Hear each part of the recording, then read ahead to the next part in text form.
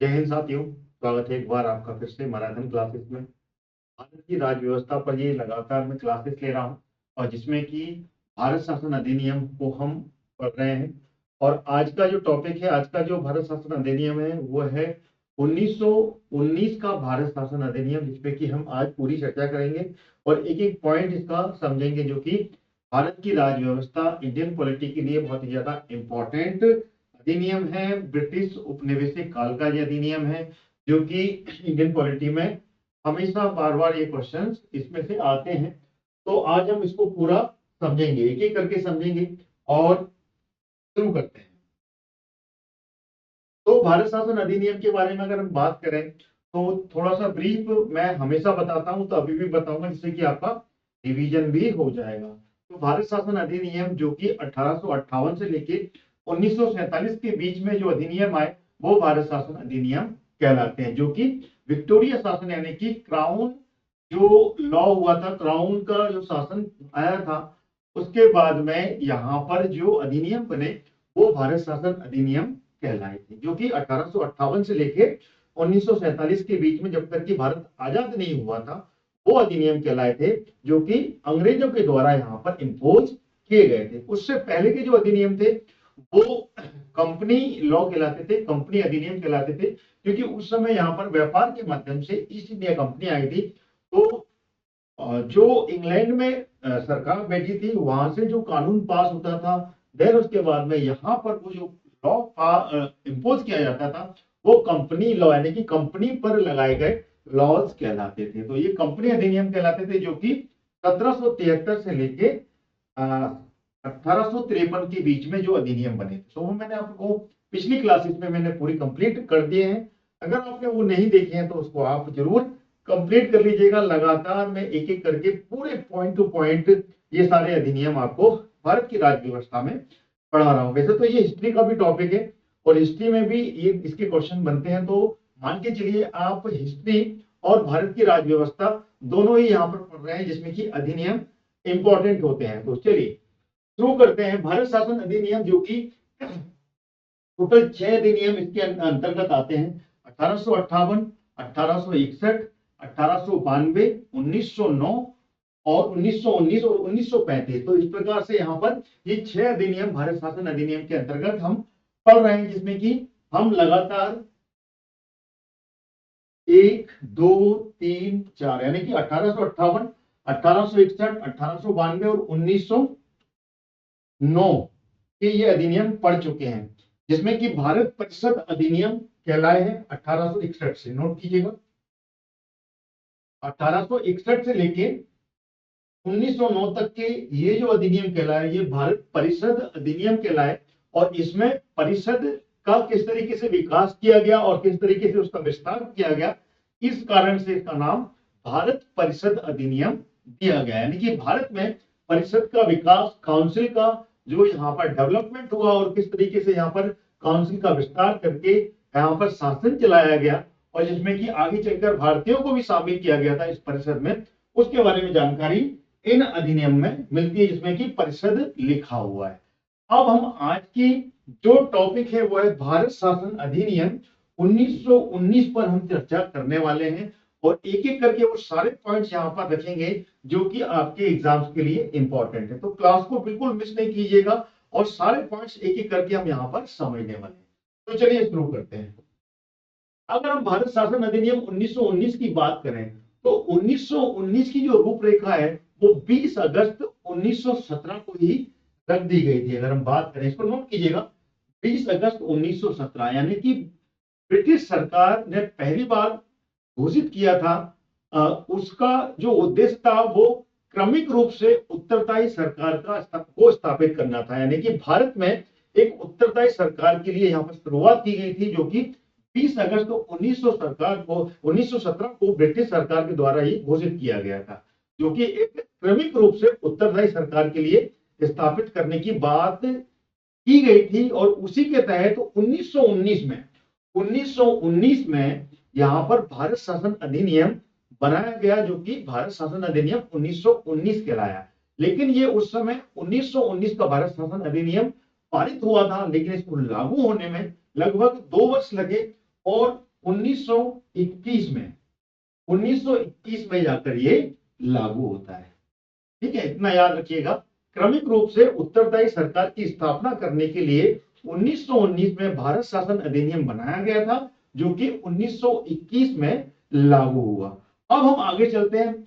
एक पॉइंट जरूर नोट कीजिएगा, 1919 का जो भारत शासन अधिनियम है उसको अन्य नाम से भी पुकारा जाता है, जिसको कि मॉन्टेगो-चेम्सफोर्ड सुधार या फिर मॉन्टेगो-चेम्सफोर्ड लॉ के नाम से भी जाना जाता है। अच्छा, ऐसा क्यों बोलते हैं ये भी समझना जरूरी है। इसमें ये दो नाम छुपे हुए, एक तो मॉन्टेगो, दूसरा चेम्सफोर्ड। तो यहाँ पे जो मॉन्टेगो थे वो भारत के राज्य सचिव थे उस समय, जिस समय की ये अधिनियम लाया गया था। यानी कि अंग्रेजों की जो कैबिनेट थी वहां पर कॉमन्स हाउस उसका वो सदस्य हुआ करता था, जो कि मैंने आपको पिछली क्लासेस में समझा चुका हूं। तो वो जो सचिव हुआ करता था वो सचिव यहाँ पर कौन था? मॉन्टेगो था।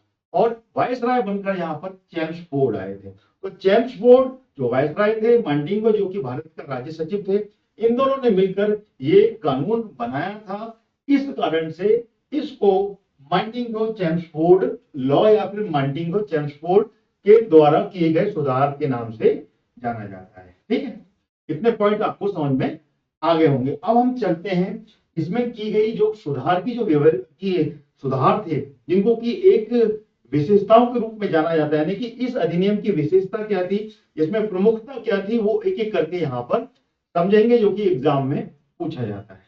तो यहाँ पर सबसे पहली बात जो नोट कीजिएगा वो है राज्य में केंद्रीय नियंत्रण कम करना। यानी कि उस समय जो केंद्रीय व्यवस्था थी और प्रांतीय व्यवस्था थी, यानी कि प्रांत यानी कि राज्य, ठीक है ना, राज्यों में और केंद्रीय व्यवस्था जो होती थी वो वायसराय के हाथों में होती थी, और प्रांतीय सरकारों को यहाँ पर प्रांत की व्यवस्था दे दी जाती थी।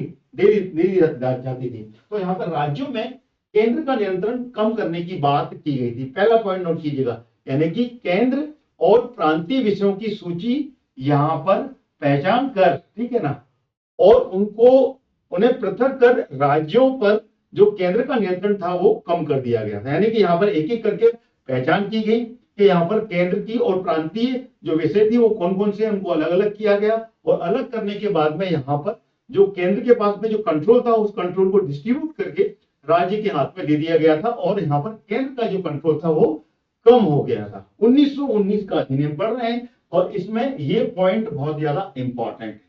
यहाँ पर केंद्र ने अपने पावर को कम करते हुए अपने पावर को डिस्ट्रीब्यूट कर दिया था, राज्य में दे दिया था। राज्यों के हाथों में कुछ चीजें दे दी गई थी, जो कि प्रांतियों की सूची थी वो प्रांत को सौंप दी थी, और केंद्र के पास में केंद्र की रह गई थी। ठीक है, यहां तक पॉइंट मेरे ख्याल से क्लियर हो गए होंगे। अब हम आगे चलते हैं। अगला पॉइंट, विधान परिषद में अपनी सूचियों के विषय पर विधान बनाने का अधिकार यहां पर दे दिया गया। ठीक है, तो यहां पर क्या, जो विधान सूची थी यानी कि विधान परिषद थी, तो विधान परिषद में जो अलग अलग सूचियां थी, यानी कि दो प्रकार की यहां पर विधान परिषद थी। एक तो केंद्रीय विधान परिषद और एक थी प्रांतीय विधान परिषद। तो केंद्रीय और प्रांतीय विधान परिषद को अपनी अपनी सूची के विषय पर विधान बनाने का अधिकार यहां पर प्रदान किया गया। लेकिन एक बात बिल्कुल नोट करिएगा, इंपॉर्टेंट है यहाँ पर, क्योंकि यहाँ पर अंग्रेजी शासन चल रहा था, अंग्रेजों के हाथों में यहाँ पर कंट्रोल होना था। तो यहाँ पर क्या किया था, यहाँ पर सरकार का जो ढांचा था वो केंद्रीय और एकात्मक ही बना रहा है। यानी कि पूरा का पूरा जो पावर था वो यहाँ पर सेंट्रल के पास में रहा, यानी कि केंद्र के पास में रहा था। एक बार फिर से मैं आपको बता रहा हूं, केंद्रीय और प्रांतीय विधान परिषद को अपनी सूचियों के विषय पर विधान बनाने का अधिकार यहाँ पर प्रदान किया गया था। लेकिन सरकार का जो ढांचा था वो केंद्रीय और एकात्मक ही बना रहा है। यानी कि यहाँ पर पूरा का पूरा जो ढांचा था, जो स्ट्रक्चर था, वो पूरी के पूरी तरीके से सेंट्रल ही यहाँ पर रहा। ठीक है, तो ये पॉइंट अगला पॉइंट हो गया। अब अगला चलते हैं यहाँ पर। अब यहाँ पर जो प्रांतीय विषय थे उनको दो भागों में बांट दिया गया। ठीक है ना, ये पॉइंट क्लियर हो गया। अब इस पॉइंट में बात करते हैं, जो प्रांतीय विषय थे यानी कि राज्यों के जो विषय थे उनको दो भागों में यहाँ पे बांटा गया था। एक भाग जो था वो हस्तांतरित कर दिया गया था, और दूसरा भाग जो था वो आरक्षित कर दिया गया था। इसमें अब इसको लिख लीजिएगा, इसमें प्रांतीय विषयों को पुनः दो भागों में बांटा। सबसे पहले तो यहाँ पर अलग अलग सूची बना दी गई, जिसमें कि केंद्रीय और प्रांतीय सूची को सेग्रीगेट कर दिया गया और उनको यहाँ पर विधान बनाने का अधिकार दे दिया गया था। लेकिन यहाँ पर सरकार के पास में जो उसका ढांचा था वो एकात्मक हो गया था। अब इसमें प्रांतियों को फिर से विषयों को दो भागों में बांटा, जैसे अलग किए, अब विषयों को भी दो भागों में बांट दिया। एक भाग जो रहा वो हस्तांतरित रहा, जिसको कि ट्रांसफरेबल बोलते हैं, और एक रहा आरक्षित, जिसको कि रिजर्व कहा गया।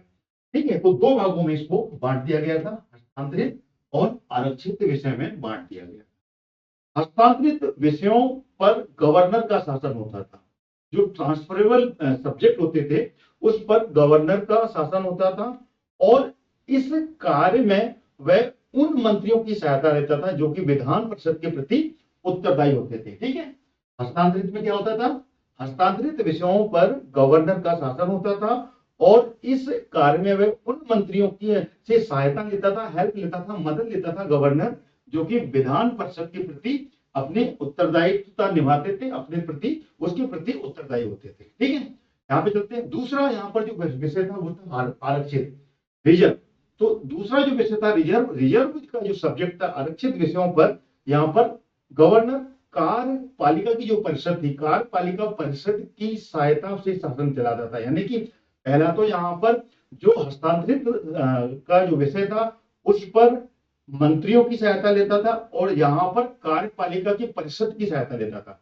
हस्तांतरित पर मंत्रियों की सहायता लेता था, और आरक्षित विषयों पर गवर्नर कार्यपालिका की सहायता लेता था। दोनों अंतर है। ठीक है, हस्तांतरित पर जो कार्य कर रहे मंत्री, देने की गवर्नर के शासन में जो मंत्री कार्य कर रहे थे उनकी मदद से विधान सहायता लेता था, जो कि विधान परिषद के लिए उत्तरदायी होते थे। और आरक्षित विषयों पर गवर्नर कार्यपालिका परिषद की सहायता से शासन करता था, जो कि विधान परिषद के प्रति उत्तरदायी होती थी। ठीक है, विधान परिषद के प्रति उत्तरदायी होती थी, उससे सहायता लेता था। तो सीधी सीधी बात है, इन दोनों तरीके से जैसे ये काम हुआ था, यहाँ पर द्वैध शासन की व्यवस्था यहाँ पर देखने को मिलती है। यानी कि शासन की इस दोहरी व्यवस्था को ही जो है क्या द्वैध शासन व्यवस्था कहा गया, जिसमें कि हस्तांतरित और आरक्षित विषय अलग अलग करके कंट्रोल किया गया, तो इसको दोहरी शासन की व्यवस्था कहा गया है, द्वैध शासन की व्यवस्था। आपको बात समझ में आ गई होगी। यहाँ पे द्वैध शासन का जो शब्द है वो एक यूनानी शब्द से लिया गया है, जिसको कि डायरकी सिस्टम कहा जाता है, या फिर डायरकी से व्युत्पन्न शासन व्यवस्था कहा जाता है। ठीक है ना, क्योंकि कहां से ये ग्रीक शब्द है, ये यूनानी शब्द से लिया गया है, इसको नोट कीजिएगा। डायरकी, ठीक है ना, व्युत्पन्न यानी कि उत्पन्न शासन व्यवस्था को कहा गया। हालांकि ये व्यवस्था काफी हद तक यहाँ पर सक्सेस नहीं हो पाई थी, और आगे जाकर इसको वापस लेना पड़ा था। क्यों, इसको भी हम आगे समझेंगे, ये भी ध्यान रखिएगा। ठीक है ना, ये नोट कीजिएगा।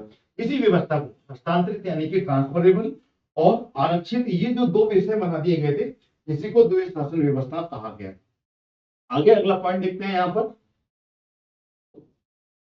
अगला जो पॉइंट है वो नोट कीजिएगा। द्विसदनीय व्यवस्था और प्रत्यक्ष निर्वाचन की शुरुआत होती है।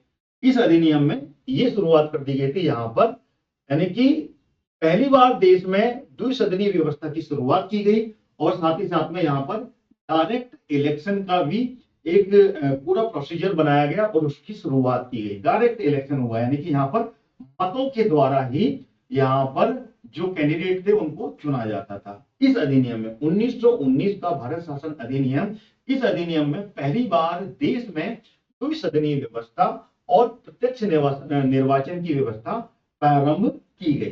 तो इस प्रकार से यहाँ पर देखा जाए तो द्विसदनीय व्यवस्था जो कि राज्यसभा और लोकसभा होती थी उसका यहाँ पर गठन हुआ। ठीक है ना, यानी कि भारतीय विधान परिषद के स्थान पर अब जो विधान परिषद था उसको हटा दिया गया। उसको हटाने के बाद यहाँ पर दो सदन की व्यवस्था हो गई, जिसमें कि एक सदन जो था वो राज्यसभा था और दूसरा सदन जो था वो लोकसभा था। उसका गठन यहाँ पर किया गया। बार बार बोल रहा हूं 1919 के भारत शासन अधिनियम। ठीक है ना, हम उसी की बात यहाँ पर कर रहे हैं। अब यहाँ पर बात करते हैं अगले पॉइंट की।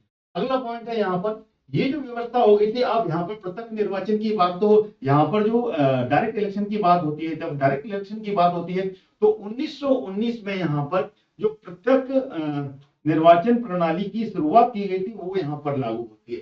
पृथक निर्वाचन का विस्तार हुआ यहाँ पर। पृथक निर्वाचन यानी कि अलग अलग जो बहुसंख्यक और अल्पसंख्यक लोग थे उनको अलग अलग तरीके से यहाँ पर निर्वाचन की व्यवस्था दी गई, यानी कि दोनों सदनों में बहुसंख्यक सदस्यों को पृथक निर्वाचन के माध्यम से ही निर्वाचित किया जाता था। इसके अनुसार वायसराय की जो कार्य परिषद के जो 6 सदस्य थे उनमें से कमांडर इन चीफ को छोड़कर 3 सदस्यों को भारतीय होना जरूरी था। ये पॉइंट नोट कीजिएगा, है ना, इंपॉर्टेंट है। यानी कि यहाँ पर दोनों सदनों में जो बहुसंख्यक सदस्यों का जो पृथक निर्वाचन होता था वो इसके माध्यम से होता था, जो कि एक डायरेक्ट इलेक्शन हो गया। और इसके अनुसार यहाँ पे वायसराय की जो कार्य परिषद के जो 6 सदस्य हुआ करते थे उनमें से कमांडर इन चीफ को छोड़कर 3 सदस्यों को भारतीय, यानी कि यहाँ पे भारतीयों का भी अब यहाँ पे एग्जिस्टेंस हो गया था और 3 को यहाँ पर भारतीय होना आवश्यक था। ये रूल यहाँ पर लग गया था, ठीक है। और इसमें जो प्रत्यक्ष निर्वाचन की बात कर रहा हूं मैं, प्रत्यक्ष निर्वाचन की बात कर रहा हूं, वो निर्वाचन यहाँ पर चालू हो गया। यानी कि इसके आधार पर, सांप्रदायिक आधार पर सिख, भारतीय ईसाई, आंग्ला भारतीय और यूरोपियों के लिए पृथक निर्वाचन का सिद्धांत यहाँ पर विस्तारित किया गया, अलग अलग।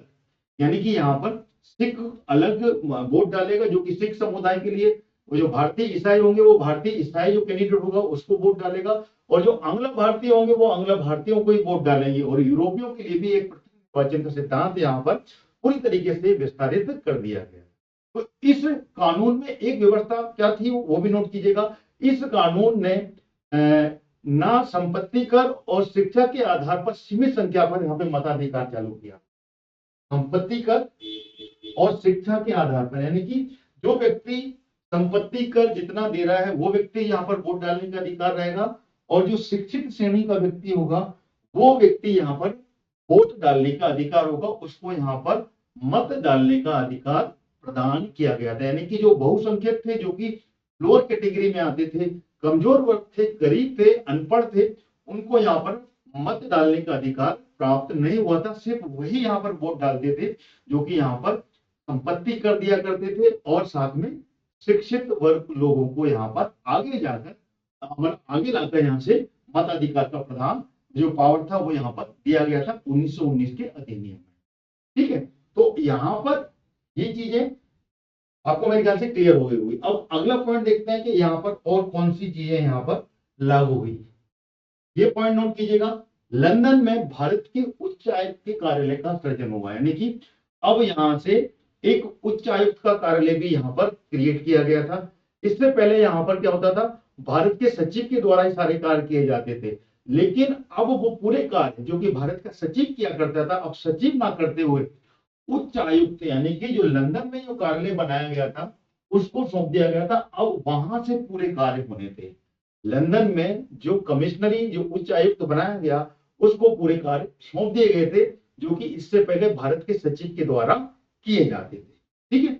यहां तक क्लियर हो गया। आगे अब एक इंपॉर्टेंट जो कि हमेशा क्वेश्चन बनता है, लोक सेवा आयोग का गठन किया गया यहाँ पर इस ही अधिनियम में। अब यहाँ पर जो सिविल सेवक, यानी कि सिविल सेवक भर्ती के लिए एक लोक सेवा आयोग का गठन किया गया, जो कि 1926 में केंद्रीय लोक सेवा आयोग बन के सामने आता है, और जिससे कि सिविल सेवक भर्ती का एक नए रास्ते यहाँ पर खुलते हैं, जिसमें कि भारतीयों को यहाँ पर सिविल सर्वेंट के रूप में अब लेना चालू किया गया।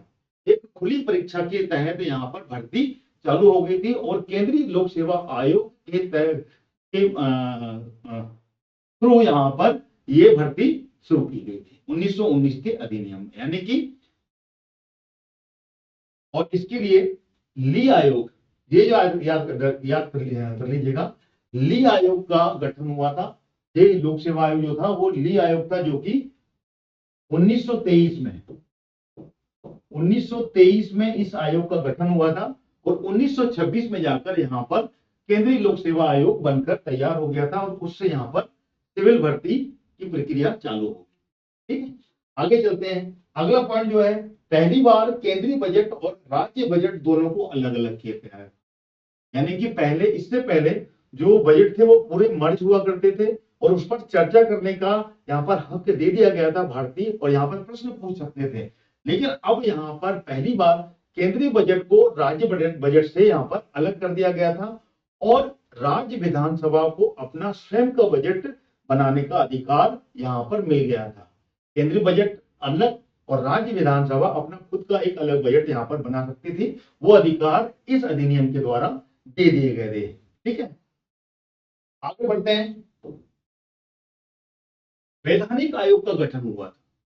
ठीक है ना, इस में ये पॉइंट याद रखिएगा, कई बार पूछ लिया जाते हैं, भूल जाते हैं ये, इसलिए ये पॉइंट भी मैंने यहाँ पर कवर किया। एक वैधानिक आयोग का गठन किया गया था और ये वैधानिक आयोग क्या करता, ये वैधानिक आयोग 1919 से लेके 10 वर्ष यानी कि 1919 से लेके जब ये आया और 1929 तक के जितने भी कार्य हैं जो कि इस अधिनियम के द्वारा चलाए जा रहे हैं उसकी ये जांच करेगा। जांच करने के बाद में एक रिपोर्ट प्रस्तुत करेगा।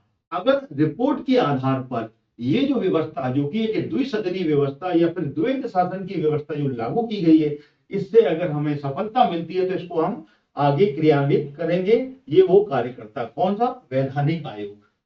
वैधानिक आयोग ये काम करता है जिसकी की व्यवस्था 10 वर्ष में इसकी जांच करता है और जांच करने के बाद में एक रिपोर्ट जो कि अंग्रेजी जो कॉमन हाउस था, जो संसद था, वहां पर प्रस्तुत करना था। तो ये कार्य यहाँ पर किया गया था, एक वैधानिक आयोग।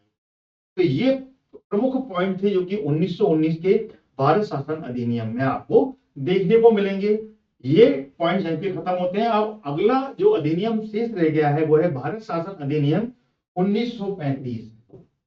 1935 का जो अधिनियम है अब ये शेष रह गया है, जिसको कि हम अगली क्लास में कंप्लीट कर लेंगे। देन उसके बाद में भारत शासन अधिनियम पूरे कंप्लीट आपके हो जाएंगे। फिर एक छोटा सा रह जाएगा जो कि 1947 का स्वतंत्रता अधिनियम जो कहलाता है, उसको हम यहाँ पर आगे देखेंगे। तो इस क्लास को मैं यहीं पर खत्म करता हूँ। दोस्तों, मेरी क्लास को अगर आप पसंद कर रहे हैं और आगे भी अगर लगातार देखना चाहते हैं तो मेरे इस चैनल को सब्सक्राइब जरूर कर लीजिएगा ऑल नोटिफिकेशन के साथ में। और साथ ही साथ में अगर आप फेसबुक पे देख रहे हैं तो मेरे इस पेज को फॉलो कर लीजिए, जिससे कि लगातार आपको मेरी इन क्लासेस की नोटिफिकेशन मिलेंगी और लगातार ये सारी क्लासेस देख पाएंगे। Thank you so much watching my this class till and.